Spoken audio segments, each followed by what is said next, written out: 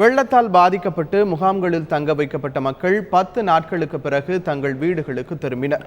Chennai Nandambakkam, defence colony, Burma colony, MGR Nagar பகுதிகளில் இருந்தவர்கள் உறவினர் வீடுகளில் தஞ்சமடைந்திருந்தனர். பிற பகுதிகளில் இருந்தவர்கள் கோவில் மண்டபம், திருமண மண்டபம் மற்றும் முகாம்களில் தங்க வைக்கப்பட்டிருந்தனர். கடந்த 10 நாட்களுக்கு பிறகு தங்கள் வீடுகளுக்கு சென்று சுத்தம் செய்யும் பணியில் ஈடுபட்டனர். வீடுகளில் இருந்து வெளியேற்றப்பட்ட பொருட்கள் மற்றும் உடைமைகள் மலை போல் தேங்கியிருந்தது. சராசரியாக இந்த ஜோனில் ஒரு நாளைக்கு 175 டன்னு தான் குப்பை வரும்.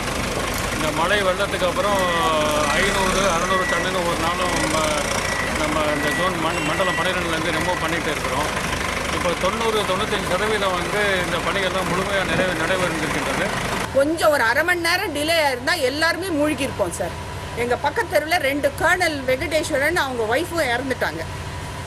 எல்லாம் ஈக்காடுத்தாங்கல் ஃபுல்லாக வெளியில் தான் சாமான் கிடக்குது. ஒரு பொருள் மிஞ்சலை. அடுப்புலேருந்து, பருப்புலேருந்து, அரிசியிலேருந்து எல்லாம் போயிடுச்சு.